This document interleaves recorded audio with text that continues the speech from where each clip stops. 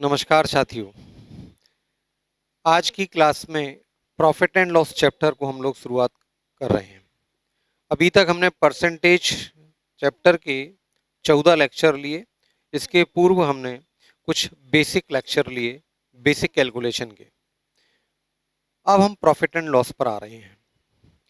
Profit and loss का base भी percentage chapter ही है। ठीक है, तो आइए देखते समझते हैं कि प्रॉफिट एंड लॉस में क्या है। बहुत ही प्रैक्टिकल टॉपिक है और बच्चों को आसानी से समझ में भी आ जाता है। तो प्रॉफिट एंड लॉस में सबसे बेसिक चीज जो होती है वो होती है एक तो कॉस्ट प्राइस, सीपी।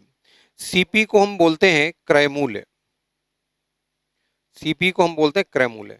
एक होता है सेलिंग प्राइस, एक होता है सेलिंग प्राइस। सेलिंग प्राइस का मतलब होता है विक्रय मूल्य। सेलिंग प्राइस का मतलब होता है विक्रय मूल्य। क्रय मूल्य का मतलब आप लोग समझ ही गए होंगे, हम जिस पर सामान क्रय करें, क्रय मतलब खरीदें, है ना। हमने कोई वस्तु या किसी दुकानदार ने कोई वस्तु जितने रुपए में खरीदी उसको बोला जाता है क्रय मूल्य। और विक्रय मूल्य का मतलब हमने विक्रय जिस पर मूल्य पर किया, जिस मूल्य पर हमने बेचा उसको बोलते हैं विक्रय मूल्य। ठीक है, तो मान लीजिए हमने कोई वस्तु 100 रुपये में खरीदी। मान लीजिए हमने कोई वस्तु 100 रुपये में खरीदी। एक दुकानदार है जो 100 रुपये में एक वस्तु को खरीदता है और वो उस वस्तु को यदि 120 रुपये में बेच दे, तो 120 रुपये में बेच दे तो 120 रुपये क्या हो जाएगा, उस वस्तु का विक्रय मूल्य हो जाएगा। ठीक है, तो क्रय मूल्य कॉस्ट प्राइस हमारा कितना है, 100 रुपीज, और सेलिंग प्राइस यानी विक्रय मूल्य कितना है, 120 रुपीज। इसमें आपको कोई दिक्कत नहीं आई होगी। यहाँ क्रय मूल्य को और थोड़ा सा डिटेल हम समझ रहे हैं कि कॉस्ट प्राइस क्या होता है। मान लीजिए कि आपने एक पेन खरीदा या आपकी एक फैक्ट्री है और उसमें आपने एक पेन बनाया। अब फैक्ट्री पेन बना रही है तो उसमें खर्च क्या क्या आएगा भाई, आपको रॉ मटेरियल भी लेना पड़ेगा, आपको वर्कर को पैसा भी देना पड़ेगा। ठीक है, उसके बाद उस पेन को आप मार्केट में बेचोगे तो कुछ एडवर्टाइजमेंट भी करोगे उस पेन का, है ना। मार्केटिंग पे भी कुछ खर्च खर्च करोगे, या उस पेन को ट्रांसपोर्टेशन में भी कुछ खर्च करते हो। तो ये सारे के सारे खर्च मिलकर हमारा कॉस्ट प्राइस कहलाते हैं। तो कॉस्ट प्राइस का मतलब क्या हुआ कि पेन को बनाने में जितने भी खर्चे हैं वो सारे के सारे आप जोड़ देते हैं तो वो उसका लागत मूल्य कहलाता है। ठीक है, तो हमने मान लिया एक वस्तु को हमने 100 रुपये में खरीदा और उस वस्तु को हमने 120 में बेचा, तो हमको यहाँ पर लाभ हो रहा है। तो लाभ यानी कि प्रॉफिट या गेन, प्रॉफिट या गेन इसको हम लाभ बोलते हैं। तो यहां पर लाभ क्या होगा भाई, लाभ क्या हो रहा है, विक्रय मूल्य से कॉस्ट प्राइस को हम माइनस कर दें। तो विक्रय मूल्य 120, कॉस्ट प्राइस 100, तो लाभ कितना हो गया हमारा, लाभ हमारा हो गया 20 रुपये। ठीक है, तो लाभ क्या हुआ हमारा, लाभ हुआ 20 रुपये। हमने 120 रुपये में बेचा था जबकि खरीदा था 100 रुपये में, हमने 20 रुपये कमा लिए, तो हमारा लाभ कितना हुआ, 20 रुपये। अब हमको जो निकालना होता है वो लाभ प्रतिशत निकालना होता है, लाभ प्रतिशत। ठीक है, तो लाभ प्रतिशत क्या होता है, लाभ प्रतिशत एक्चुअली क्या होता है, वस्तु पर कितने प्रतिशत का लाभ हुआ, वस्तु पर कितने प्रतिशत की हानि हुई।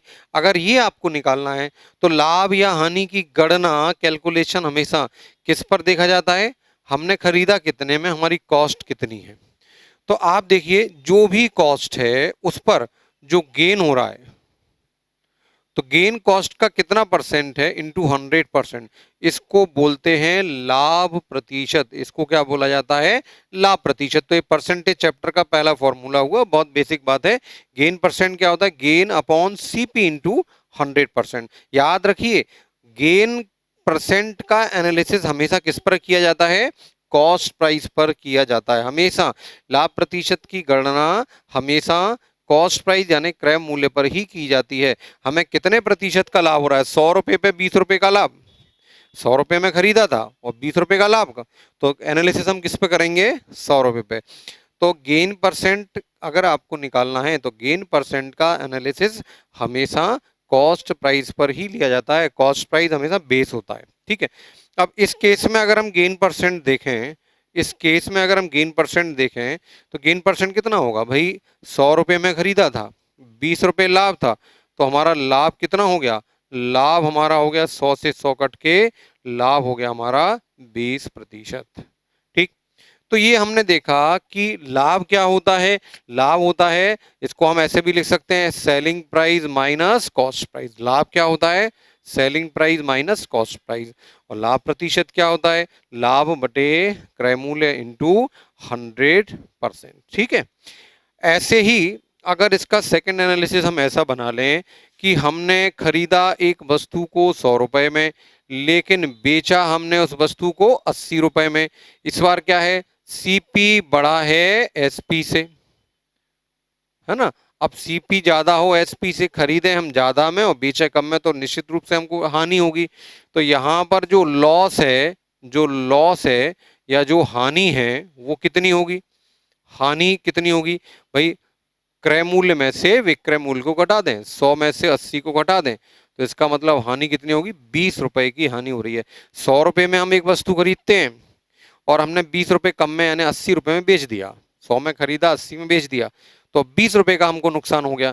तो यहाँ पर हमारा लॉस कितना हो गया, 20 रुपए। बहुत ही प्रैक्टिकल बेसिक बातें हैं, छोटे छोटे बच्चे भी इस बात को समझ जाएंगे कि 100 का सामान जब 80 में हम बेचेंगे तो हमको 20 रुपए का नुकसान हो जाएगा। ठीक है, लेकिन हमको फिर वही, हमको निकालना क्या है, हमको निकालना है लॉस परसेंट। तो मैंने अभी आपको बताया था, चाहे गेन परसेंट निकालना हो चाहे लॉस परसेंट निकालना हो, एनालिसिस हमेशा कॉस्ट प्राइस पर करेंगे। तो लॉस परसेंट क्या होगा, लॉस परसेंट होगा लॉस अपॉन सीपी इंटू 100%। ये हमारा लॉस परसेंट का फॉर्मूला हो गया। ठीक है, अब निकालते हैं लॉस परसेंट कितना हो रहा है। तो भैया 20 रुपए का लॉस हो रहा है, 20 रुपए का लॉस हो रहा है 100 रुपए पर, तो हमारा लॉस कितना हो जाएगा, लॉस हमारा हो जाएगा 20%। ठीक है, तो ये बहुत छोटी छोटी बेसिक सी आधारभूत बातें कि लाभ प्रतिशत क्या होता है और हानि प्रतिशत क्या होता है। ठीक है, तो एक छोटी सी जानकारी तो ये ज्यादा बदतर बच्चों को पता होगी, और ये हमारा पहला फॉर्मूला मान लीजिए इस चैप्टर का। अब यहाँ पे एक बात और सीखने को आती है कि अगर हम कॉस्ट प्राइस को लें, और तो कॉस्ट प्राइस हमेशा अपने आप में 100% होती है। ठीक है, ऐसा हमने परसेंटेज चैप्टर में भी पढ़ा था। क्या कंपैरिजन है वो अभी देखते हैं। अगर मैं क्रय मूल्य को 100% मान लूं और यहां पर लिखूं कि मेरे को गेन जो है वो 10% का है, अब गेन या लॉस किस पर देखते हैं, कॉस्ट पर, है ना। अगर मैं बोलता हूं कि 10% का मुझे लाभ हो रहा है, इसका मतलब जो भी कॉस्ट प्राइस है, जो भी क्रय मूल्य है, उसका 10% मेरा लाभ है। तो अगर कॉस्ट तो हमेशा 100% ही होती है, तो कॉस्ट 100% है और हमने 10% का गेन लिया, तो आप बताइए सेलिंग प्राइस क्या होगा। तो सेलिंग प्राइस होगा 110%। 100% में मैंने खरीदा था, 10% का मुझे लाभ हुआ, तो 100% प्लस 10% कितना हो गया, 110%। इसी प्रकार अगर मैं ये बोलूं कि कॉस्ट मेरी 100% है, कॉस्ट तो हमेशा 100% ही होगी, और यहां पर मेरे को लॉस हो गया, लॉस हो गया 10% का। ठीक है, तो यहां सेलिंग प्राइस क्या होगा भाई, 100% में मैंने खरीदा, 10% कम करके मैंने उसको बेच दिया, तो 100% में 10% कम करोगे तो बचेगा कितना, 90%। तो हमारा सेलिंग प्राइस कितना हो गया, 90%। तो ये छोटी छोटी बातें जो मैं आपको बता रहा हूं, ये अपने आप दिमाग में रखिए, क्योंकि आगे के हर क्वेश्चंस में ये यूज होना ही होना है। तो परसेंटेज वाला तरीका भी आप समझ लीजिए। इसमें ध्यान क्या रखना है कि कॉस्ट प्राइस हमेशा 100% होती है। अब आप याद कीजिए कि जब हम परसेंटेज में जा रहे थे, परसेंटेज पढ़ रहे थे, तो वहां पर मूलधन को हम 100% मान लेते थे। जो प्रिंसिपल होता, जो हमारा इनिशियल वैल्यू होती थी सक्सेसिव चेंज में, उसको 100% मान लेते थे, है ना। और उस पर जो वृद्धि होती थी तो बढ़ी हुई राशि हमको मिल जाती थी, है ना। तो बिल्कुल वही पैटर्न हमारा प्रॉफिट एंड लॉस में चल रहा है, यही पैटर्न हमारा सिंपल इंटरेस्ट में भी चलेगा। तो परसेंटेज, लाभ हानि, साधारण ब्याज, ये सारे चैप्टर एक ही पैटर्न के हैं, केवल इनकी भाषा बदलती जाती है। ठीक, तो बच्चों आज का जो पहला क्वेश्चन है, देखिए इसमें टाइप 1 है। आज हम लोग बहुत ही बेसिक क्वेश्चंस उठाएंगे और बेसिक क्वेश्चन का पर्पज केवल इतना है कि आपके कंसेप्ट क्लियर हो जाएं। लेकिन मैं जो भी क्वेश्चन आपको करा रहा हूं वो एग्जाम में आए हुए क्वेश्चन है। कहीं मेंस में मिलेगा क्वेश्चन, वो कहीं सीजीएल टीयर 1 का होगा, कहीं सीएचएसएल का होगा, कहीं कोई क्वेश्चन व्यापम एग्जाम में आया हुआ होगा, कहीं कोई क्वेश्चन सीडीएस एग्जाम का होगा। तो हर क्वेश्चन किसी ना किसी एग्जाम में आया हुआ क्वेश्चन है और ज्यादातर लेटेस्ट क्वेश्चन को मैंने लिया है इसमें। तो जो हमारा पहला क्वेश्चन है बहुत बेसिक सा क्वेश्चन है और क्वेश्चन के माध्यम से अन्य बारीकियों को हम सीखने जाएंगे। तो पहला क्वेश्चन है, the ratio of cost price and selling price of an article is 12:17। बड़े ध्यान से आप क्वेश्चन को पढ़िए, ठीक है। The gain percent on it is, किसी वस्तु की लागत मूल्य और विक्रय मूल्य का अनुपात 12:17 दिया है। वो कहते हैं कि लागत मूल्य और विक्रय मूल्य इसका अनुपात आपको 12:17 दिया है। छोटा सा क्वेश्चन, सीपी और एसपी का रेशियो आपको दे रखा है 12:17, तो उस पर गेन परसेंट कितना होगा, उस पर गेन परसेंट कितना होगा। तो देखो बहुत ही सिंपल सी बात है, हम मान लेते हैं कि हमने 12 रुपए में कोई वस्तु खरीदी तो बेची कितने में, 17 रुपए में। हम इसको क्रय मूल्य मान लें और इसको विक्रय मूल्य मान लें, ठीक है। अगर हमको प्रतिशत में ही आंसर निकालना है तो रेशियो ही पर्याप्त है, एग्जैक्ट डेटा की हमको कोई आवश्यकता नहीं होती। तो यदि हम कोई वस्तु 12 में खरीदते हैं और 17 में बेच देते हैं तो हमको 5 रुपए का लाभ होगा, है ना। ये हमारा कॉस्ट प्राइस है, 12 रुपए में खरीदा, 17 में बेचा। तो यहाँ पर हमको 12 की वस्तु को जब 17 रुपए में बेचोगे तो आपको लाभ कितना होगा, 5 रुपए का आपको लाभ होगा। तो देखिए लाभ प्रतिशत क्या होता है, लाभ बटे क्रय मूल्य, और हमारा यहाँ पे कॉस्ट प्राइस कितना है 12, तो लाभ बटे क्रय मूल्य इंटू 100%, लाभ बटे क्रय मूल्य इंटू 100%, तो 5/12 इंटू 100%, ठीक है। अब आप देखिए कि आंसर क्या आएगा आपका। अब यदि आपको कैलकुलेट करना है तो आप कैलकुलेट कर लीजिए, अदरवाइज 1/12 की आपको प्रॉपर वैल्यू याद होती तो आप इस सवाल को बहुत तेजी से बना जाते। चलिए अगर आपको याद नहीं है तो काट लीजिए, छोटी सी बात है।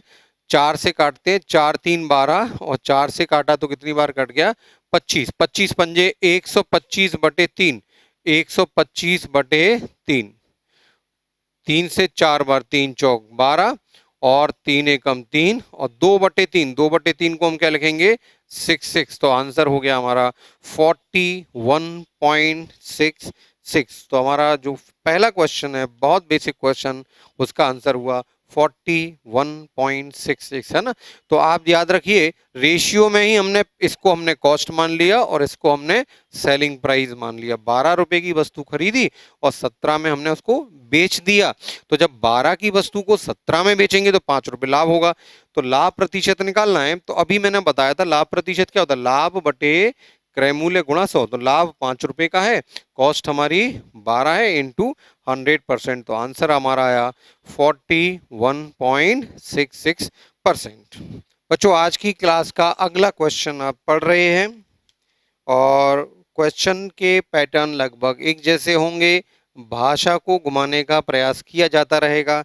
ज़्यादातर क्वेश्चन अलग अलग एग्जाम में आए हुए क्वेश्चंस हैं, पेपर में आपको यही लैंग्वेज देखने को मिलेगी।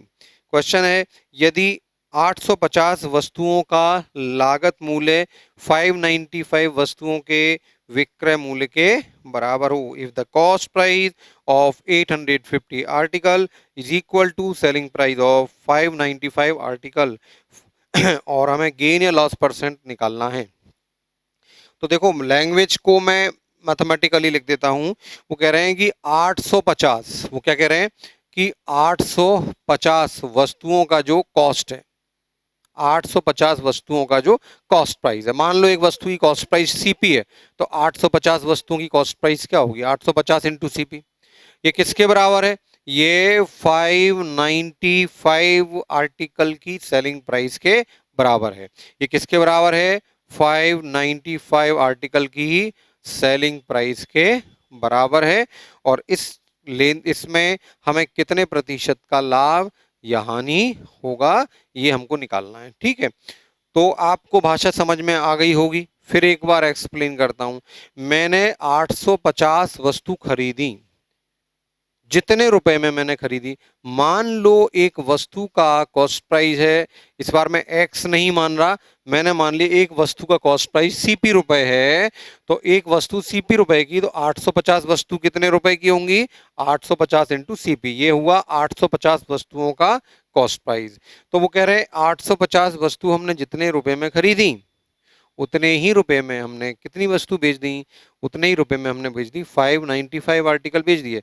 तो एक आर्टिकल यदि एसपी रुपए का है तो 595 आर्टिकल का सेलिंग प्राइस क्या होगा?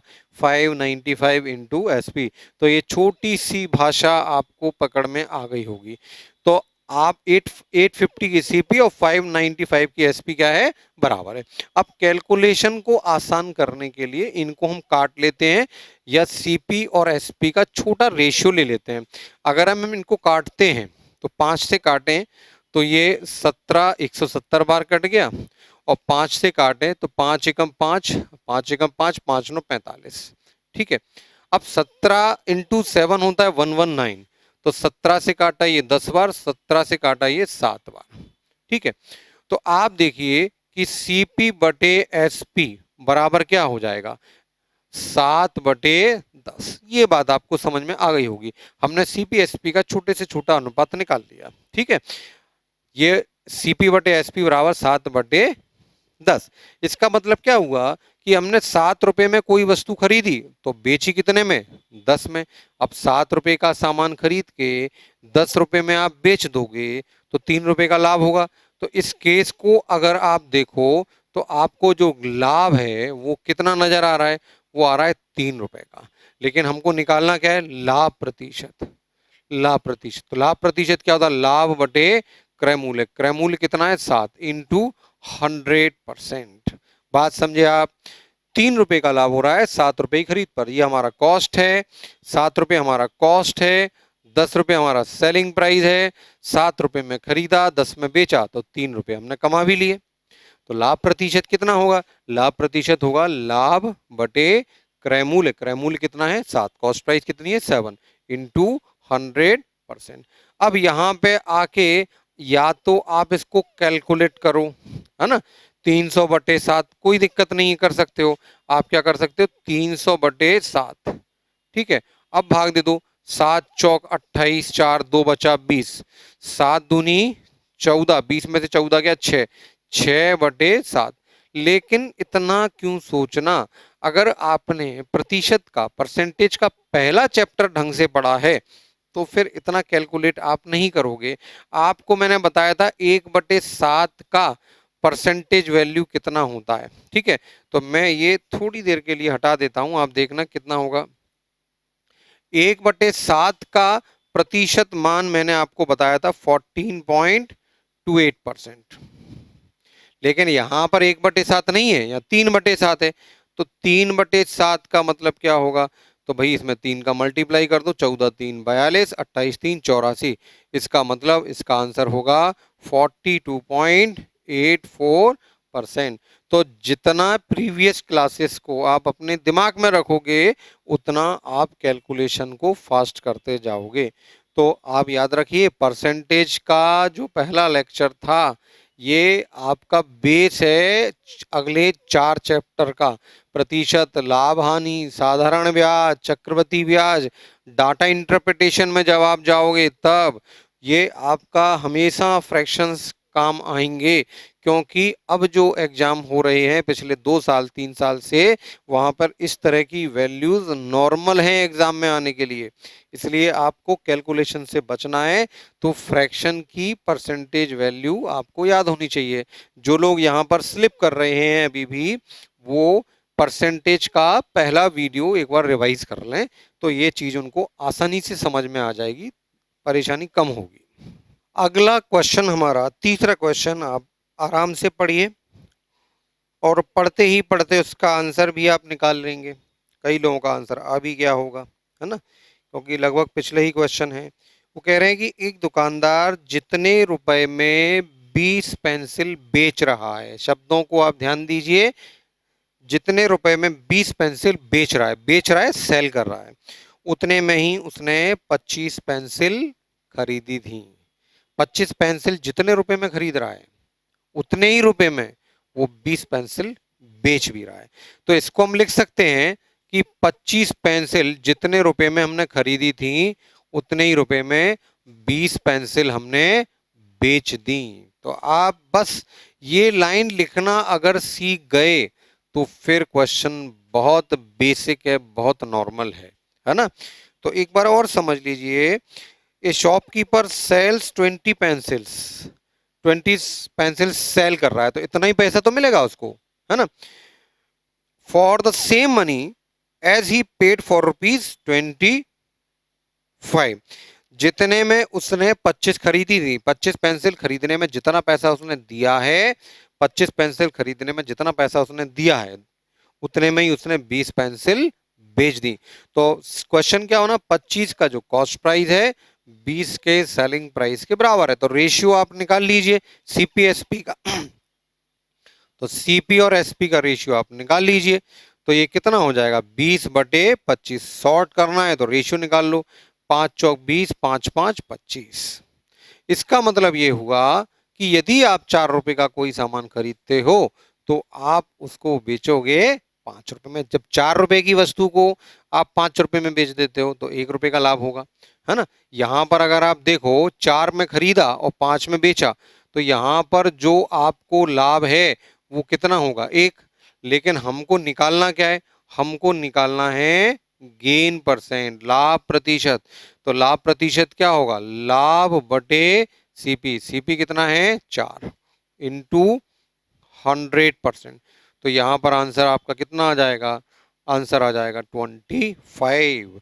तो क्वेश्चन नंबर 2 और क्वेश्चन नंबर 3 लगभग एक जैसे ही क्वेश्चन थे। साथियों चौथा क्वेश्चन हमारा बहुत अच्छा क्वेश्चन है और ये क्वेश्चन हमारा 2018 के मेंस में आया है। तो साथियों ये क्वेश्चन हमारा 2018 के मेंस का क्वेश्चन है। अब आप ऐसा मत सोचिए कि अगर ये सीजीएल मेंस में क्वेश्चन आया है तो बहुत टफ होगा, ऐसा बिल्कुल नहीं है। मेंस के सारे क्वेश्चन टफ नहीं होते, है ना। कुछ ना कुछ लैंग्वेज में इसमें चेंज किया है, तो आप समझिए, पढ़िए इस सवाल को। वो कह रहा है कि एक दुकानदार 80 केजी चावल खरीदता है, एक दुकानदार 80 केजी चावल खरीदता है और उसे 30 केजी के लिए किए गए भुगतान के बराबर लाभ पर बेच देता है। देखो मैं चावल खरीद रहा हूं और उस चावल को बेच रहा हूं। तो मैंने 80 केजी चावल खरीदा। मान लो कि चावल जो मैंने खरीदा वो 1 रुपए का 1 किलो चावल है। मान लो कि मैंने जो चावल खरीदा उसकी कॉस्ट कितनी है, 1 रुपया मान लेता हूं मैं। 1 रुपए पर केजी के हिसाब से, 1 रुपए पर केजी के हिसाब, 1 रुपए पर केजी के हिसाब से, 1 रुपए पर केजी के हिसाब से मैंने चावल को खरीदा। ठीक है, पर केजी कॉस्ट चावल की कितनी दी है, 1 रुपीज पर केजी, ये मैंने मान लिया। अब मैं खरीद कितना रहा हूं, 80 किलोग्राम खरीद रहा हूं। तो 80 किलोग्राम खरीद रहा हूं तो कॉस्ट कितनी आएगी, 80 रुपए। यहां तक तो कोई दिक्कत नहीं है। मैं एक दुकानदार हूं, मैंने 80 किलोग्राम चावल खरीदा है और चावल का जो कॉस्ट प्राइस है वो दिया है 1 रुपीज पर केजी, ये मैंने मान लिया, है ना। दिया नहीं है, मैंने मान लिया कि 1 रुपए पर केजी के हिसाब से मैंने 80 केजी चावल खरीदा।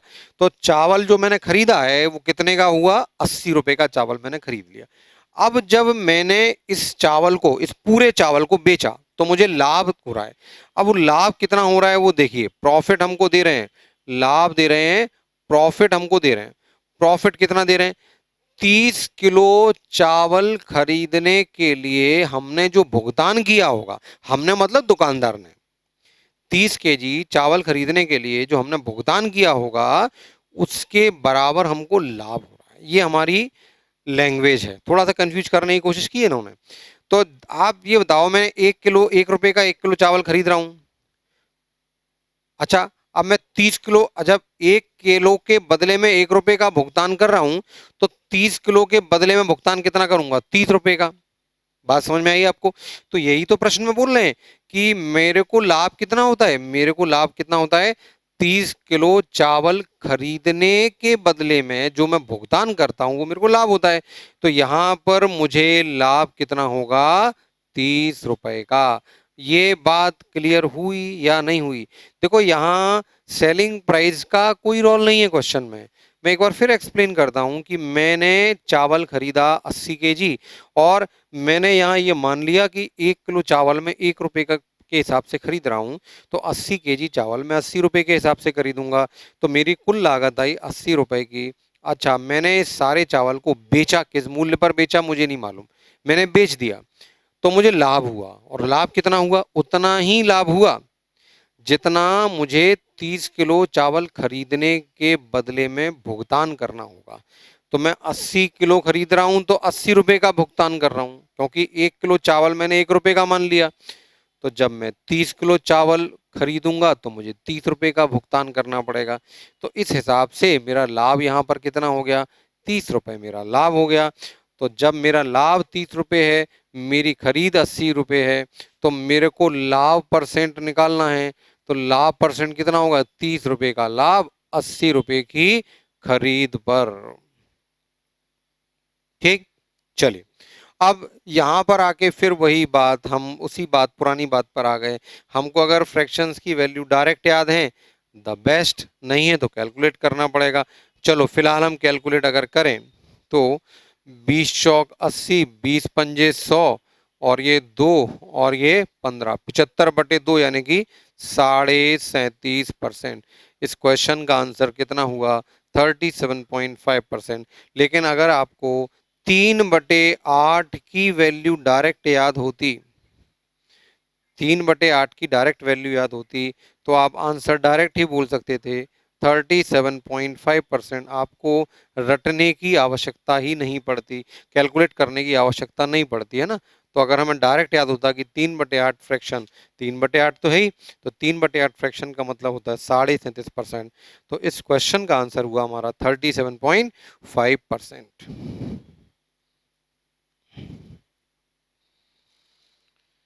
अगले क्वेश्चन में, क्वेश्चन हमारा बेसिक ही है लेकिन पैटर्न हमारा चेंज कर दिया। अभी तक हम जो क्वेश्चन कर रहे थे मोस्टली क्वेश्चन में रेशियो पर आधार पर हम गेन परसेंट या लॉस परसेंट निकाल रहे थे।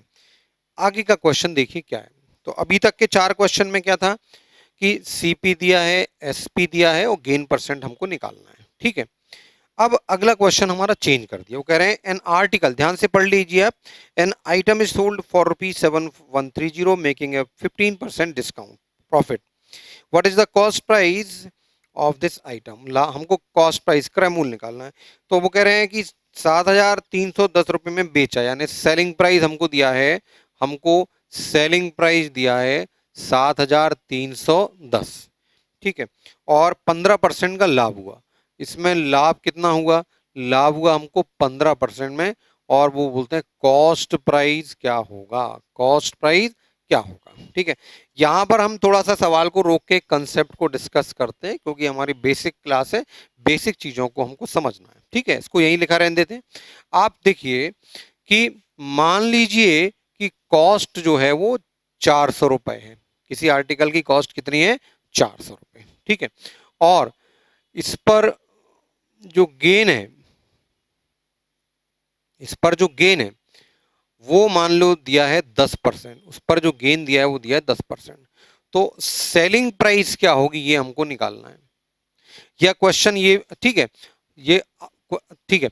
तो यहां पर आप देखो, मैंने आपको कई तरीके हैं सवाल को हल करने का। तरीका नंबर 1 तो ये है कि 10% लाभ है, तो 10% का मतलब क्या होता है, 10% का मतलब होता है 1/10, 1/10।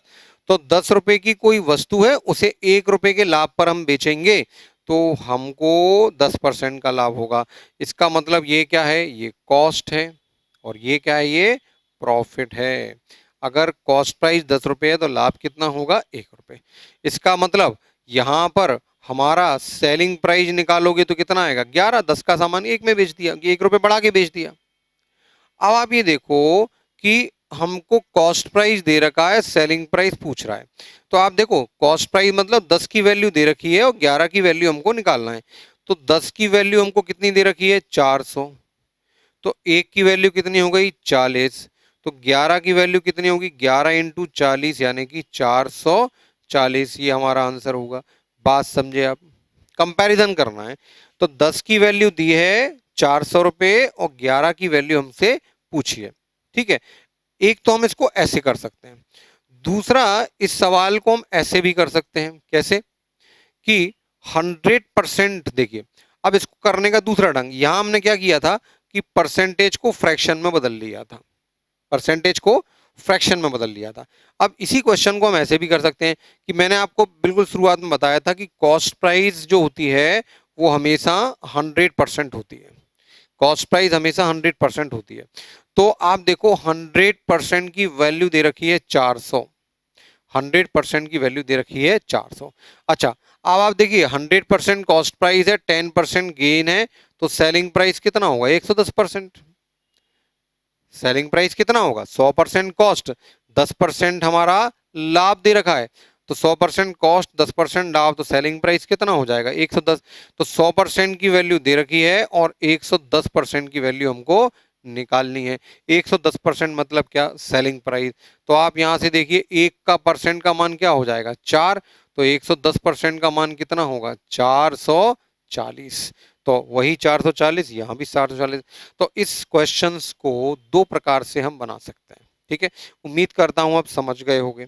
अब इसी पैटर्न पर हम क्वेश्चन को अगर लें, है ना, अब यहां पर एक बात और है कि कब ये मेथड अच्छा रहेगा फ्रैक्शन वाला, कब 100% मानकर अच्छा रहेगा। तो देखो फ्रैक्शन वाला मेथड तो हमेशा अच्छा होता है, लेकिन 100% वाला मेथड हम तभी लगाएं जब परसेंटेज की वैल्यू हमारी व्यवस्थित हो, ऊट पटांग ना हो, सिंपल हो, सरल हो, जैसे 10%, 20%, 40%, 50%। लेकिन जब डेसिमल में वैल्यूज हो, मिक्स फ्रैक्शन में हो, तो फिर हमारा फ्रैक्शन मेथड ज़्यादा बेस्ट रहता है। इसीलिए फ्रैक्शन मेथड को ओवरऑल बेस्ट मेथड माना जाता है। तो आगे के सवाल को अपन दोनों ढंग से बनाने की कोशिश करेंगे, क्योंकि शुरुआत है और आपके कंसेप्ट क्लियर करने हैं।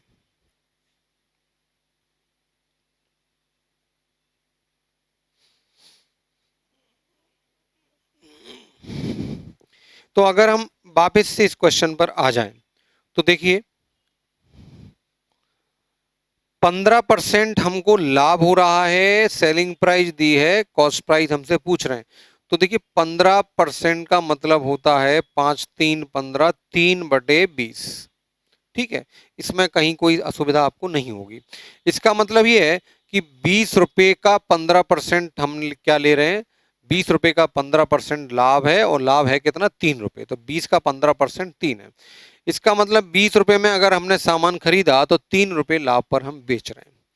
तो भैया ये इसको हम क्या बोलेंगे कॉस्ट बोलेंगे, इसको हम क्या बोलेंगे लाभ बोलेंगे। तो 20 का सामान 3 रुपए लाभ पर बेच दिया, तो आप बेचोगे कितने, तो यहां पर जो सेलिंग प्राइस है वो कितनी आ जाएगी 23 रुपए आ जाएगी। पहले तो आप फ्रैक्शन को अच्छे से समझ लें, इसमें कहीं कोई दिक्कत नहीं होना चाहिए। 20 का सामान 30 रुपए लाभ पर बेचेंगे तो बेचेंगे कितने में 23 में। अब देखो क्वेश्चन में या तो आपको सेलिंग प्राइस देंगे तो कॉस्ट प्राइस पूछेंगे, या कॉस्ट प्राइस देंगे तो सेलिंग प्राइस पूछेंगे। इस बार हमको दिया है सेलिंग प्राइस, तो हम कंपेयर करते हैं। भैया 23 की जो वैल्यू है वो हमको दे रखी है 7310, और हमें वैल्यू किसकी निकालनी है कॉस्ट प्राइस निकालना है, मतलब 20 की वैल्यू हमको निकालना है। तो 23 से इसको काटोगे तो 23 3 69, और एक एक 310 बार कट गया, तो एक यूनिट का मतलब होगा 330 लेकिन हमको निकालना है 20 का मतलब, तो 20 का मतलब होगा 310 इंटू 20, तो आंसर हुआ 002 एंड 6, तो आंसर हुआ 6200, 6200। तो फ्रैक्शन मेथड से हमने सेलिंग प्राइस से कॉस्ट प्राइस निकाली, तो वो कितनी हो गई हमारी 6200 हो गई। देखिए क्वेश्चन बहुत सारे तरीकों से बनते हैं, एक बेसिक अप्रोच होती है जो किताबों में दी जाती है, लेकिन हम वही अप्रोच को पकड़ के चलेंगे जो हमको एग्जाम में यूज करना है। एग्जाम ओरिएंटेड अप्रोच के हिसाब से ये अप्रोच हमारी बेस्ट है, इसलिए इसका आंसर कितना हो गया 6200, ठीक है। अब इसको आपको नहीं, हमको तो परसेंटेज मेथड से बनाना है, क्योंकि यहाँ परसेंटेज की वैल्यू बड़ी सिंपल सी दी गई है। ऊट पटांग वैल्यू होती तो यही बेस्ट था, तो वो भी देख लेते हैं। तो देखो 15% लाभ है, 100% कॉस्ट होती है हमेशा, तो सेलिंग प्राइस कितनी होगी, 115%। इसमें तो कोई प्रॉब्लम नहीं है आपको, कॉस्ट हमेशा 100% होती है, 15% हमको लाभ है। लाभ कितना दे रखा है हमको, 15%। तो हमारा सेलिंग प्राइस क्या होगा, इनको जोड़ दें, कितना होगा, 115%। तो देखिए 115% की वैल्यू दे रखी है 7310, और हमें निकालना क्या है, 100% की वैल्यू निकालनी है। 115% की वैल्यू दी है और हमें 100% की वैल्यू निकालना है। तो भैया 1% क्या होगा, 7310 अपॉन 115, और 100% तो इंटू 100, इसको आप कैलकुलेट कर लें। तो ये हो जाएगा 23, ये हो जाएगा 20, और 23 से कट रहा था 310 बार, मल्टीप्लाई करोगे तो आंसर हो जाएगा 6200, आंसर हो गया 6200 रुपए। तो एक तरीका ये भी है, एक तरीका ये भी है, आप समझ लें। ये तरीका हमको कब लगाना है, फ्रैक्शन मेथड कब लगाना है, कभी भी लगा लो, हमेशा अच्छा रहता है। लेकिन परसेंटेज मेथड कब लगाना है, केवल तब जब प्रतिशत के मान बहुत ही सिंपल हो, स्वीट हो, इजी हो कैलकुलेशन करने में। मिक्स फ्रैक्शन अगर यहाँ पर होता, फिर हम इस तरीके को इग्नोर कर देते, हम इसी तरीके से सवाल बनाते।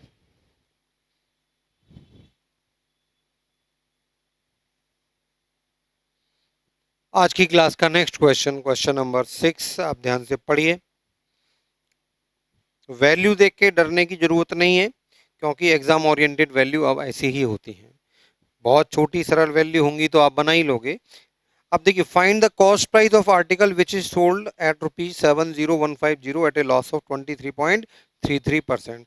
वो कहते 70,150 रुपए में 23.33% की हानि पर बेच दिया, वस्तु का क्रय मूल्य निकालिए। वही बेसिक क्वेश्चन है, लेकिन जो डेटा है इसका, जो वो थोड़ा सा टफ बनाने की कोशिश की है।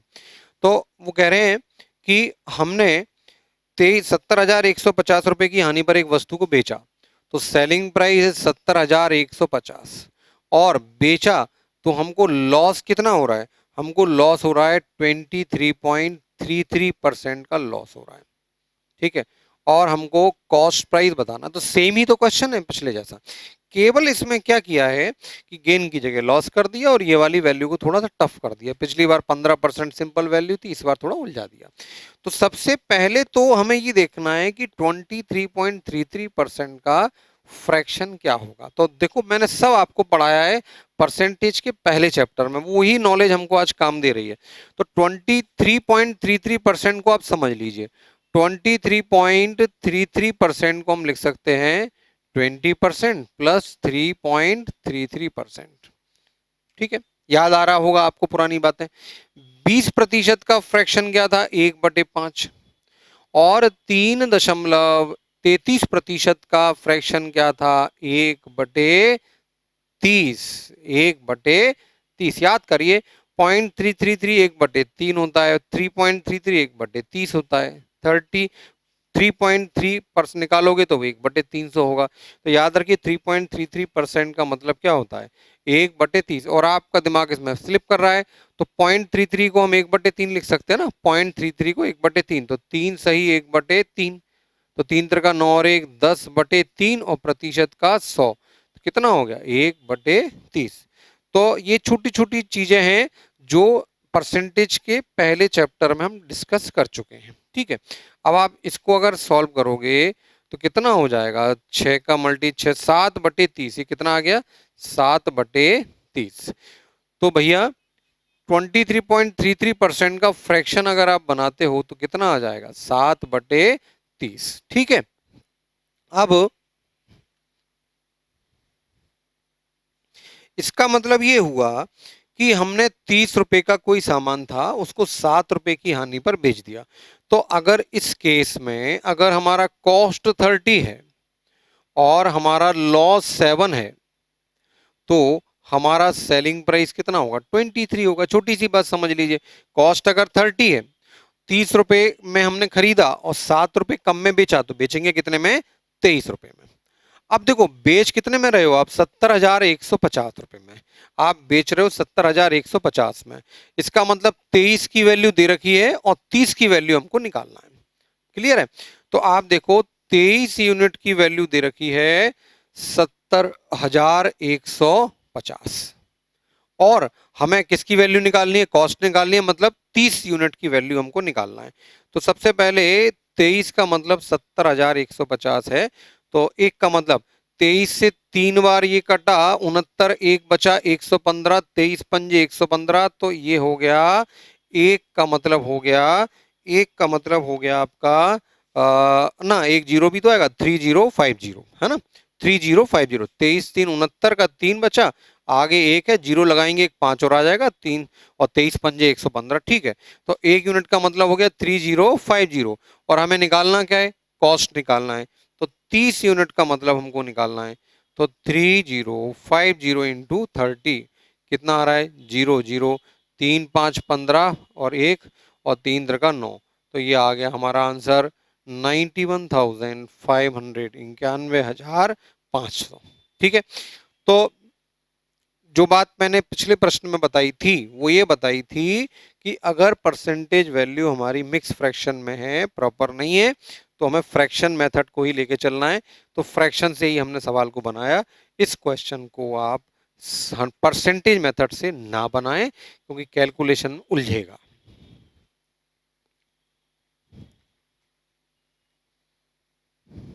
तो आज की क्लास का अगला क्वेश्चन, क्वेश्चन नंबर 7, बहुत अच्छा क्वेश्चन है, और ऐसे क्वेश्चन भी एग्जाम में देखने को मिलते हैं। और थोड़ा सा चेंज किया है इस क्वेश्चन को, वो लैंग्वेज आप ध्यान से पढ़ रहे हैं और समझिए क्या चेंज है इसमें। आप सवाल को अगर सही पकड़ लेंगे तो आपका क्वेश्चन सही हो जाएगा, नहीं तो गलती कर देंगे आप इसमें। वो कहते हैं कि एक दुकानदार को विक्रय मूल्य पर, ये बड़ी इंपॉर्टेंट लाइन है, विक्रय मूल्य पर 22.5% का लाभ होता है। देखो मैंने आपको बताया था कि नॉर्मली लाभ या हानि प्रतिशत में हम एनालिसिस करते हैं तो किस पर किया जाता है, कॉस्ट प्राइस पर, क्रय मूल्य पर। लेकिन इस क्वेश्चन में क्या बोल रहा है वो, इस क्वेश्चन में बोल रहा है विक्रय मूल्य पर। तो अंडरलाइन कर दें विक्रय मूल्य पर, इस बात को अंडरलाइन कर दें। इस बार इस क्वेश्चन में जो एनालिसिस कर रहे हैं प्रॉफिट परसेंट का, वो किस पर कर रहे हैं, विक्रय मूल्य पर। ठीक है। तो वो कहते हैं कि एक दुकानदार को सेलिंग प्राइस पर 22.5% का लाभ है। तो आपको जो लाभ दिया है, जो आपको लाभ दिया है वो 22.5% दिया हुआ है। लेकिन ये लाभ किस पर है, ये लाभ है सेलिंग प्राइस पर। ये इंपॉर्टेंट लाइन है, इस क्वेश्चन में ध्यान देना। एक्चुअल प्रॉफिट परसेंट हमको निकालना है। हमको क्या बताना है, हमको एक्चुअल एक्चुअल प्रॉफिट परसेंट निकालना है। हमको निकालना है एक्चुअल प्रॉफिट परसेंट क्या होगा। ठीक है। ये हमारा एक्चुअल प्रॉफिट परसेंट नहीं है, ये प्रॉफिट किस पर है, ये प्रॉफिट है ऑन सेलिंग प्राइस। ये प्रॉफिट जो है वो सेलिंग प्राइस पर है।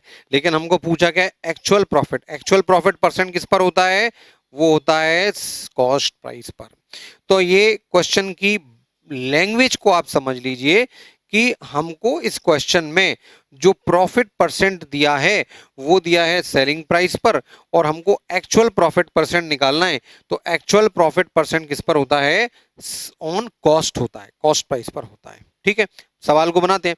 तो यहां पर सबसे पहले 22.5% का हमको क्या पता होना चाहिए, फ्रैक्शन पता होना चाहिए।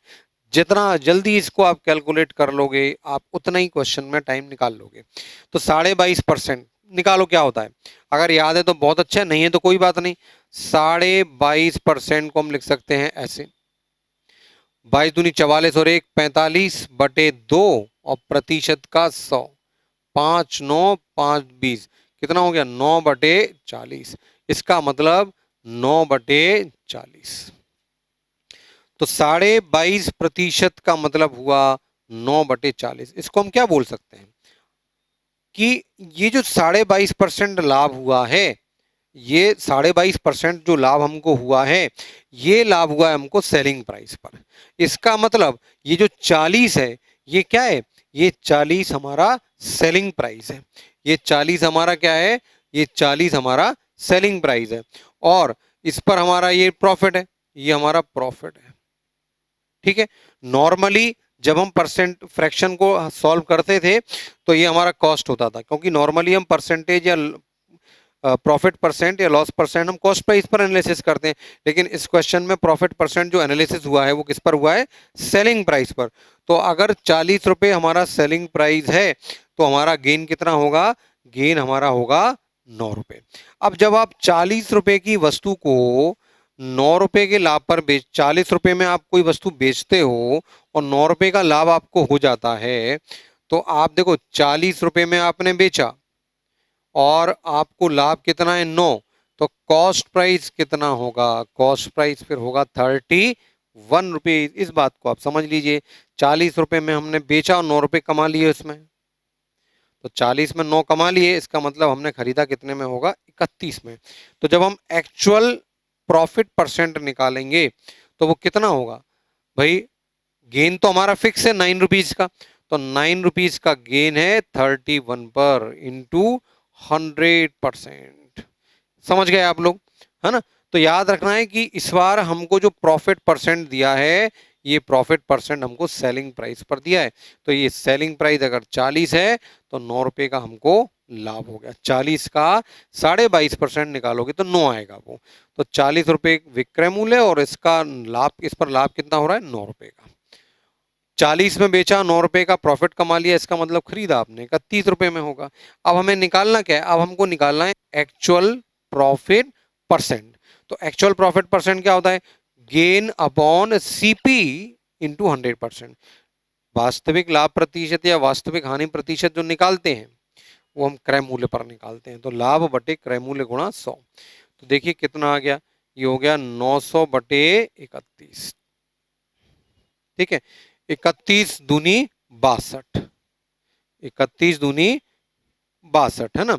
तो आप भाग दे लीजिए आराम से, 31 से भाग दोगे, 31 दूनी 62, 8 बचा और 2 28, 0, 280। फिर 31 से कितनी बार जाएगा, 9 3 27, 9 बार जाएगा, 9 एकम 9 और 9 3 27, एक बच रहा है। तो ये हुआ आपका 29 टाइम्स पूरी तरह भाग गया और 1/31, है ना। तो 29 पॉइंट, आप डेसिमल लगाओगे जीरो तो एक जीरो तो लग ही जाना है आपका, और 100 हो गया तो 31 दूनी 62, तो लगभग 29.02 के करीब आंसर होगा। तो आप ऑप्शन को ट्रेस करके देख लीजिए, 29.03 राउंड अप करके इन्होंने लिख दिया है 29.03%। ठीक है, तो ये अच्छा क्वेश्चन था हमारा, क्योंकि इस पर चेंज क्या है, जो प्रॉफिट परसेंट है वो ऑन सेलिंग प्राइस दिया हुआ है, विक्रय मूल्य पर आधारित दिया हुआ है।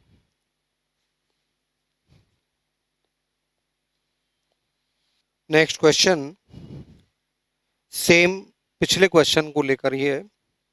एक दुकानदार को सेलिंग प्राइस पर 13.33% का लॉस हुआ, उसकी एक्चुअल लॉस निकालना है। देखो इस क्वेश्चन में हमको लॉस जो दे रखे हैं, लॉस परसेंट दे रखे हैं 13.33%, लेकिन ये लॉस किस पर है, on selling price, on selling price.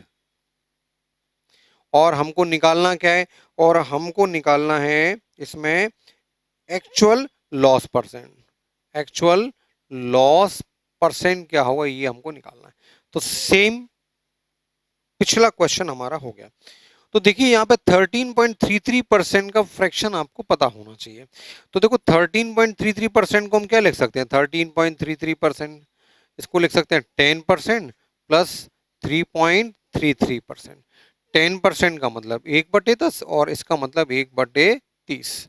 तो ये हो गया आपका टोटल निकालोगे तो 3 और 1 4/30 यानी कि 2/15। तो इसका मतलब 13.33% का फ्रैक्शन बना 2/15। इसका मतलब 15 रुपए की वस्तु अगर हमने बेची, 15 रुपए की हमने वस्तु बेची, तो उस पर लॉस कितना है, 2 रुपए का। तो इसका मतलब यहां हमने खरीदी होगी 17 रुपए में। 15 रुपए में कोई वस्तु बेचते हैं और 2 रुपए की हमको लॉस हो रही है, इसका मतलब वो आर्टिकल हमने खरीदी कितने में होगी, वो आर्टिकल हमने खरीदी होगी 17 में। तो एक्चुअल लॉस परसेंट निकालेंगे तो 17 रुपीज हमारा सीपी आया, लॉस हमारा 2 है, और इंटू 100%, इंटू 100%, तो ये कितना हो गया 200/17।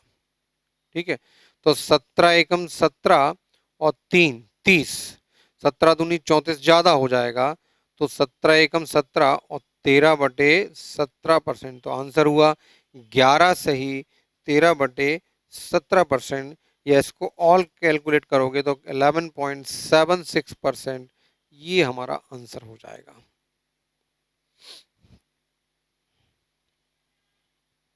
चलिए, तो हमने कुछ बेसिक क्वेश्चंस देखे, बहुत ही छोटे छोटे आधारभूत क्वेश्चन। ज़्यादातर क्वेश्चन में हमको निकालना था कि कॉस्ट दिया है, सेलिंग प्राइस दिया है, गेन परसेंट निकालना है, या कॉस्ट दे दिया, गेन परसेंट दे दिया, सेलिंग प्राइस निकालना है, या सेलिंग प्राइस दे दिया, गेन या लॉस परसेंट दे दिया, कॉस्ट प्राइस निकालना है। ये हमारा बेसिक पैटर्न था।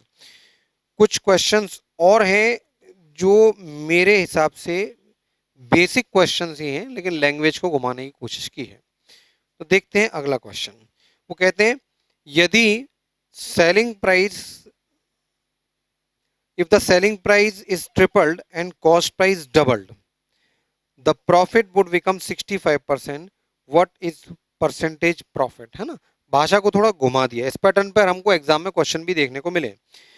यदि बिक्री का मूल्य 3 गुना है और लागत मूल्य 2 गुना है, तो लाभ हमको 65% हो जाता है, तो एक्चुअल जो मौजूदा लाभ परसेंट है वो क्या है। देखो सेकंड कंडीशन में वो क्या बोलते हैं कि लाभ हमको 65% हो रहा है, सेकंड कंडीशन में लाभ 65% हो रहा है। ठीक है, तो हम इस क्वेश्चन में मान लेते हैं कि 100 रुपए की वस्तु को हम 165 में बेच रहे हैं, ये हमारी सेकंड कंडीशन है। प्राइमरी कंडीशन में ऐसा नहीं था। हमने क्या किया है, विक्रय मूल्य को क्या लिखा था इन्होंने, विक्रय मूल्य को 3 गुना कर दिया। यहां पर जो सेलिंग प्राइस है इसको 3 गुना कर दिया था और कॉस्ट प्राइस को 2 गुना कर दिया था। विक्रय मूल्य को 3 गुना और लागत मूल्य को 2 गुना करने पर लाभ हमको 65% का हो रहा है। तो जो भी कॉस्ट प्राइस और सेलिंग प्राइस था, जो भी कॉस्ट प्राइस और सेलिंग प्राइस था इनिशियली, तो हमने कॉस्ट प्राइस को डबल कर दिया, सेलिंग प्राइस को ट्रिपल कर दिया, तो हमको लाभ 65% हो रहा है। तो मैं एग्जाम लैंग्वेज पढ़ता गया और सवाल को बनाता गया, तो 65% कर दिया है। अब हमको बताना है कि प्रारंभ में कितना परसेंट का गेन था। तो आप एक चीज सोचो कि अगर सेकंड कंडीशन में हमारा कॉस्ट 100 रुपये है, तो 100 रुपये की वस्तु को हम बेचेंगे कितने में, 165 में। ठीक है, अब ये हमारा नया कॉस्ट हो गया और ये हमारा नया सेलिंग प्राइस। अच्छा, कॉस्ट तो डबल हुआ है, इसका मतलब पुराना कॉस्ट कितना रहा होगा, कॉस्ट पुराना रहा होगा 50 रुपए, क्योंकि लागत तो डबल हुई है। कोई संख्या डबल होने के बाद 100 हो जाती है, इसका मतलब पहले वो 50 रही होगी। अच्छा, सेलिंग प्राइस ट्रिपल हुई है, ट्रिपल होके 165 हो गई, इसका मतलब एक्चुअल कितनी रही होगी, 3 से इसमें भाग दे तो 3 5 15, 3 5 15। बात समझ में आई, छोटी सी बात थी। इसका मतलब जो 50 रुपए की वस्तु थी वो डबल करके 100 रुपए में बेच दी, जो 55 रुपए की वस्तु थी वो डबल करके हमने 165 में बेच दी। अब हमको ये भी पता लग गया कि प्राइमरी कंडीशन में हम कितने रुपए में खरीदा, कितने में बेचा, और बाद में कितने में खरीदा, कितने में बेचा। ठीक है, अब प्रारंभ में कितना लाभ होगा, तो 50 रुपए का सामान हम 55 में बेच रहे हैं। ठीक है, क्या कर रहे हैं हम, 50 का सामान 55 में बेच रहे हैं, तो हमको यहां पर कितना लाभ होगा, 5 का लाभ होगा 50 की खरीद पर। बात समझे आप, 50 का सामान 55 में बेचोगे तो 5 का लाभ होगा 50 की खरीद पर, तो 50 दूनी 100, तो आंसर हुआ 10%। तो इस क्वेश्चन का आंसर कितना हुआ, 10%, 10%।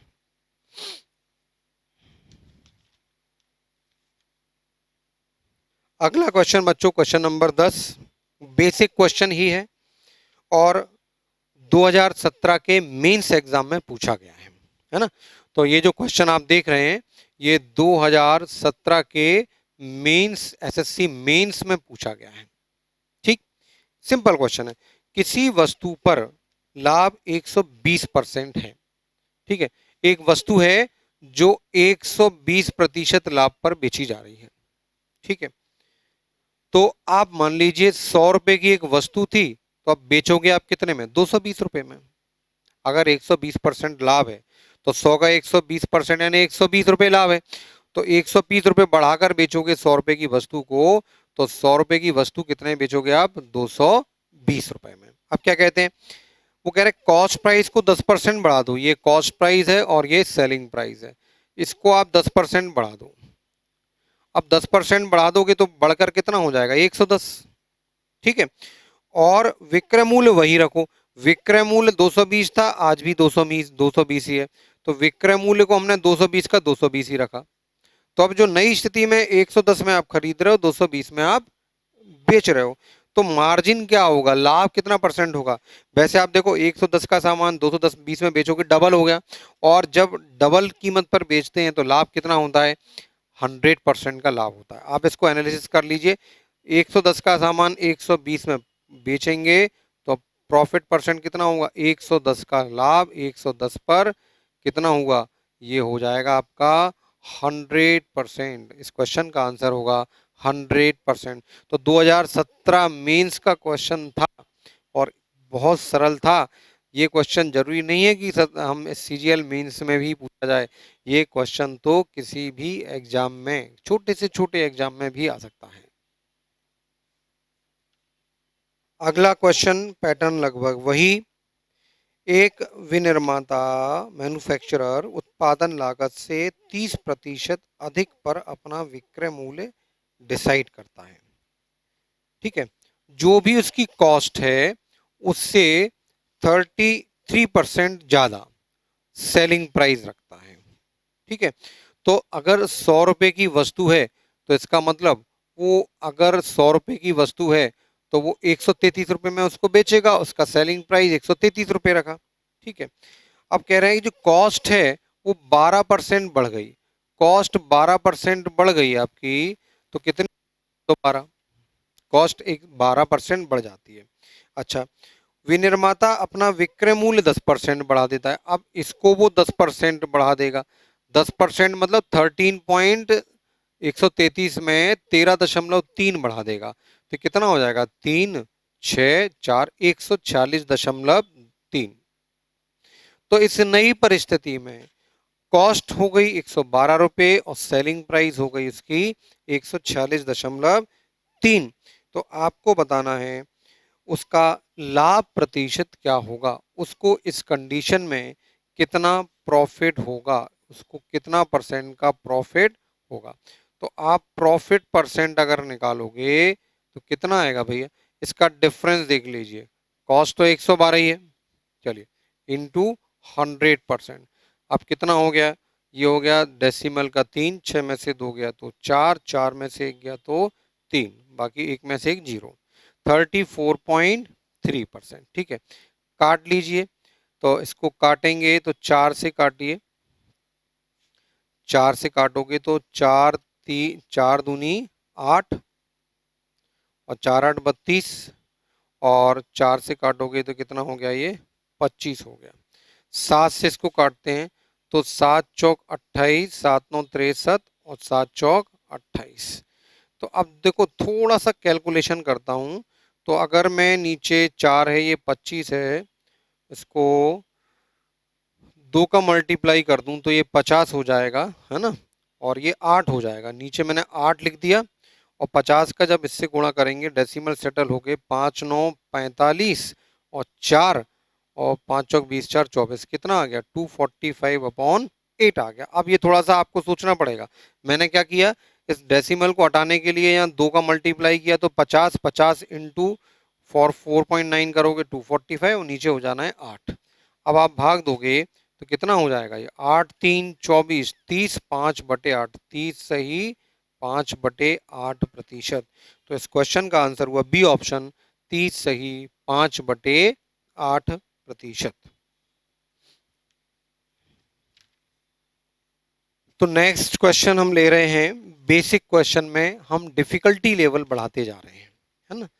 तो अगला क्वेश्चन बहुत अच्छा है और आप बोर्ड पे ध्यान से पढ़िए और इसको बनाने की कोशिश कीजिए। मैं आपको बहुत शानदार तरीका इसमें बताने जा रहा हूँ। वो कह रहे हैं सेलिंग प्राइस की कीमत 5 गुना हो जाती है तो जो लाभ है वो 700% बढ़ जाता है। लाभ प्रतिशत क्या होगा? हम लोग लाभ प्रतिशत ही निकाल रहे हैं, है ना। वो कह रहे हैं कि सेलिंग प्राइस हमारा, देखो पहले इस क्वेश्चन को अच्छे से एक्सप्लेन कर देता हूं, फिर मैं आपको बहुत शॉर्ट तरीका इसका बताता हूं। वो कह रहे हैं सेलिंग प्राइस की कीमत 5 गुना हो जाती है। मेरा कुछ सेलिंग प्राइस है ना, वो 5 गुना हो जाता है, ठीक है। और लाभ जो है वो 700% बढ़ जाता है। तो प्रारंभिक लाभ परसेंट ज्ञात कीजिए। मान लीजिए कि कोई वस्तु 100 रुपए की है, ठीक है। मैं आप पहले सवाल को समझना बहुत जरूरी है, फिर हम शॉर्ट लॉजिक पर आएंगे इसके। मान लीजिए कि 100 रुपए की कोई वस्तु है और उस पर लाभ कितना है? X% है। अब 100 का X% तो X रुपए ही आएगा, तो हमारी सेलिंग प्राइस कितनी हो जाएगी? 100 प्लस X। ये कॉस्ट है और ये सेलिंग प्राइस है, इसमें कहीं कोई प्रॉब्लम? ठीक है। अब वो कहते हैं कि यहां पर हमारा लाभ कितना है? X रुपए का है। अब वो कहते हैं कि हम लाभ को 700% बढ़ा दें, तो 700% बढ़ा देंगे तो पहले अगर X रुपए का लाभ हो रहा था तो अब लाभ होगा 8X का। पहले यदि जो लाभ हमारा X रुपए का था वो अब बढ़कर कितना हो जाएगा? 8X। तो अब हमारा नया सेलिंग प्राइस कितना होगा? 100 प्लस 8X। ये बात आपको समझ में आई कि नहीं आई? सबसे पहले तो इसको ही समझ लीजिए, क्योंकि यहीं से हमारा एक नया लॉजिक बनने जा रहा है। देखो वो कह रहे हैं कि 100, हमने मान लिया कि एक वस्तु 100 रुपए की है। एक वस्तु 100 रुपए की है और उस पर X% का लाभ है। अब 100 का X% निकालोगे तो X ही तो आएगा। इसका मतलब 100 रुपए की वस्तु थी, X रुपए का लाभ था। तो हम चाहें तो लिख सकते हैं कि लाभ हमको कितना हो रहा है? X रुपए का लाभ हो रहा है। ये हमारा प्रॉफिट है, ये हमारा प्रॉफिट है। 100 रुपए की वस्तु, X रुपए का लाभ, तो हमारा विक्रय मूल्य कितना हो गया? 100 प्लस X। अच्छा, अब वही 100 रुपए की वस्तु, लेकिन लाभ हमारा 700% बढ़ गया। 700% बढ़ गया मतलब 8 गुना हो गया। इस चीज में कोई कंफ्यूजन मत रखिए। 700% की वृद्धि हो गई मतलब जो लाभ था तो वो है ही, प्लस 700% और बढ़ गया लाभ का। तो 700% एक्स का निकालोगे 7X होगा, टोटल कितना हो जाएगा? 8X हो जाएगा। तो नया लाभ कितना हो गया हमारा? 8X। तो पहले अगर लाभ X था तो सेलिंग प्राइस 100 प्लस X, अब लाभ यदि 8X है तो सेलिंग प्राइस 100 प्लस 8X। ठीक है।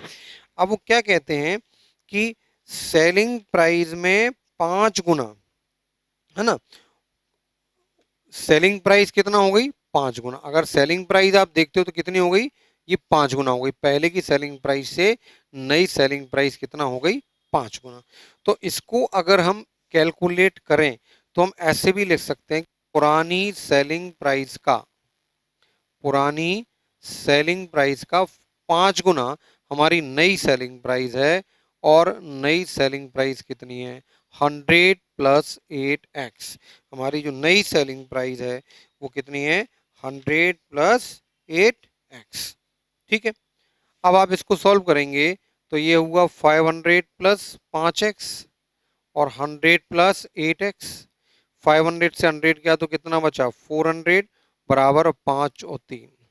तो यहाँ से x की वैल्यू आ जाएगी, x की वैल्यू 400/3, यानी कि 133.3। यही आएगा ना, 133.3। तो आप देखिए आंसर मैच कर रहा होगा, 133.33%। ये हमारा आंसर हो गया। ठीक है। तो एक तो हमारा डिस्क्रिप्टिव अप्रोच हो गया। ये इसमें कहीं कोई दिक्कत आपको नहीं होना चाहिए। जैसी सवाल की लैंग्वेज थी वैसा मैं सवाल पकड़ता गया।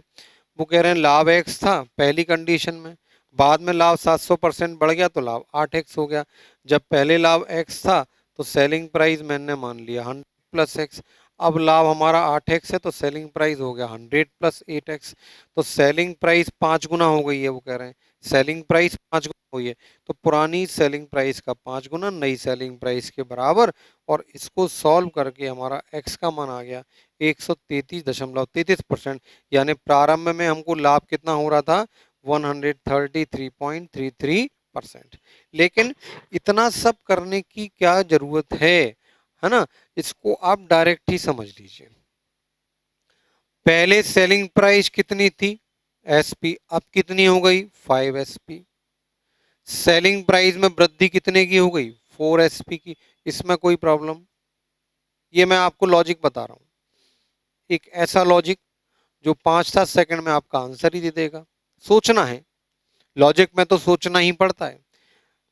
हार्ड वर्क यहाँ कर लिया हमने, फिजिकल वर्क यहाँ हो गया, या मेंटल वर्क है, और जब मेंटल वर्क पर आप आ जाओगे तो आपके क्वेश्चन 5-5 7-7 सेकंड के हो जाते हैं।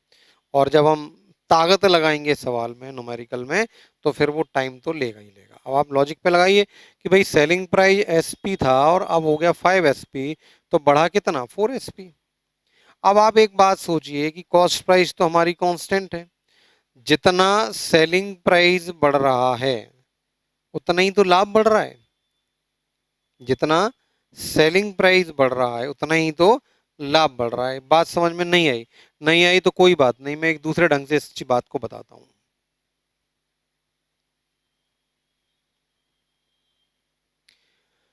मान लो 100 रुपए की वस्तु है, 20 रुपए का लाभ है, तो सेलिंग प्राइस 120 हो गई। ठीक है, 100 रुपए की वस्तु है, 20 रुपए लाभ है, तो हमारी सेलिंग प्राइस कितनी हो गई? 120 रुपए हो गई। अब मैं लाभ को 4 रुपए बढ़ा दूं तो 24 हो गया, तो अब हमारी सेलिंग प्राइस 124 हो जाएगी। तो मैं जो बात आपसे कह रहा हूं कि आप देखिए लाभ में कितना वृद्धि हो रही है? 4 रुपए की हो रही है कि नहीं हो रही? 20 से 24 हो गया। और सेलिंग प्राइस में वृद्धि कितनी हो रही है? यहाँ भी 120 से 124, 4 रुपए की। तो मैं आपसे यही तो बोल रहा हूँ, जितना लाभ बढ़ेगा उतनी ही सेलिंग प्राइस भी बढ़ेगी। क्लियर भैया? जितना लाभ बढ़ेगा उतनी ही सेलिंग प्राइस भी बढ़ेगी। अच्छा, लाभ कितना बढ़ रहा है? पी से बढ़ के 8P हो गया, तो लाभ में वृद्धि कितनी हो गई? 7P की। तो लाभ बढ़ रहा है 7P और सेलिंग प्राइस बढ़ रही है 4 × SP। तो ये बढ़ा हुआ विक्रय मूल्य और बढ़ा हुआ लाभ, ये लाभ में वृद्धि और सेलिंग प्राइस में वृद्धि बराबर होंगी कि नहीं होंगी? आप देखिए सेलिंग प्राइस में जो वृद्धि है और जो लाभ में वृद्धि है वो इक्वल है या नहीं है? है। तो सवाल हमारा खत्म। हम बोल सकते हैं कि सेलिंग प्राइस का 4 गुना लाभ के 7 गुने के बराबर होगा। यहां से हम रेशियो निकाल लें, प्रॉफिट और एसपी का अगर हम रेशियो निकाल लें तो ये 4/7 आ जाएगा। ठीक है, अब रेशियो से आप देख लिए, 7 रुपए में आप बेच रहे हो, 4 रुपए कमा रहे हो, तो इस हिसाब से कॉस्ट कितनी आएगी? 3 रुपए। 7 रुपए में बेचा, 4 रुपए हमने अर्न भी किया, तो इसका मतलब कॉस्ट हमारी कितनी है? 3। जब कॉस्ट हमारी 3 है तो हम गेन परसेंट अगर निकालेंगे तो गेन परसेंट क्या आएगा भाई? 4 रुपए का लाभ हो रहा है, 3 रुपए पर हो रहा है, इंटू 100%। तो इसको आप कैलकुलेट करोगे तो आंसर आ जाएगा 133.33%, ये आंसर। तो ये जो अप्रोच है कि बढ़ा हुआ सेलिंग प्राइस में जो चेंज हुआ है, ये सेलिंग प्राइस का अंतर और प्रॉफिट का अंतर हमेशा क्या होते हैं? बराबर होते हैं।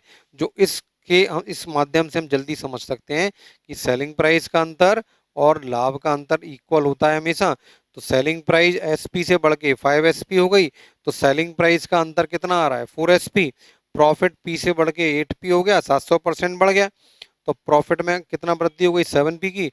तो यहाँ पर जो वृद्धि हुई है और यहाँ वृद्धि हुई है, इनको आप बराबर रख दीजिए। तो यहाँ से हमको पता लगा कि अगर 7 रुपए में बेचते हैं, 4 रुपए का लाभ है, इसका मतलब खरीद हमारी 3 रुपए की होगी। तो लाभ प्रतिशत क्या है? 4 रुपए का लाभ 3 रुपए, तो लाभ प्रतिशत हो गया 133.33%, है ना? तो आपको ये लॉजिक समझना है क्योंकि ये वन डे एग्जाम के लिए बेस्ट अप्रोच है और ये बहुत इंपॉर्टेंट क्वेश्चन है। इसको डिफिकल्टी लेवल 2 मान लिया जाता है। इस क्वेश्चन को मेंस में आ जाता है इस प्रकार का क्वेश्चन। तो आप अगर कंसेप्ट समझ गए तो ये बेसिक क्वेश्चन हो गया, इसीलिए मैंने बेसिक क्वेश्चन के साथ में इस क्वेश्चन को रखा है। अगला क्वेश्चन हमारा बिल्कुल पिछले क्वेश्चन की तरह है। अगर विक्रय मूल्य आधा हो जाता है ना, विक्रय मूल्य आधा हो जाता है यानी विक्रय मूल्य एसपी से घट के कितना हो गया? हाफ एसपी हो गया। विक्रय मूल्य आधा हो जाता है, ठीक है, और हानि 3 गुना हो जाती है। पहले हानि 3 गुना हो जाती है, 3 गुना हो जाती है। पहले हानि यदि एल हो रही थी तो अब कितनी होगी? 3L हो जाती है। ठीक है, तो प्रारंभिक हानि प्रतिशत में क्या होगी? तो देखिए सेलिंग प्राइस में कितना कमी हो गई? हाफ एसपी की कमी हो गई। और लॉस में कितनी कमी हो गई? 2L की। तो अभी पिछले क्वेश्चन में हमने पढ़ा था कि भाई जो लॉस में चेंज होगा और जो हानि में चेंज होगा वो इक्वल होंगे। तो हम लिख सकते हैं यहाँ पे कि हाफ एसपी किसके बराबर है? 2 टाइम ऑफ लॉस के बराबर है। ये बात आपको समझ में आ जानी चाहिए। तो इसको सॉल्व करते हैं। तो S P is equal to 4L। तो L upon S P is equal to 1/4। इसका मतलब 4 रुपए में कोई सामान बेचते हैं तो 1 रुपए का हमको घाटा हो जाता है। 4 रुपए में बेचा, 1 रुपए का घाटा हो गया।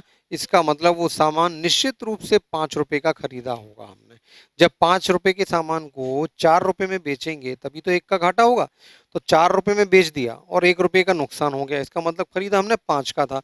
तो यहाँ एक्चुअल लॉस परसेंट जब हम निकालेंगे तो कितना होगा भाई? कॉस्ट प्राइस कितनी आ गई?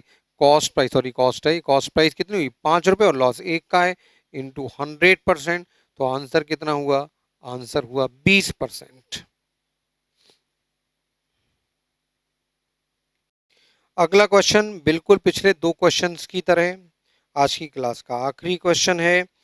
ध्यान से पढ़िए और बनाइए। जब विक्रय मूल्य को 62.5% घटाया जाता है तब हानि पिछले की तुलना में 41.2/3% बढ़ जाती है। तो जो सेलिंग प्राइस है वो कितना कम हो रहा है? वो कम हो रहा है 62.5%।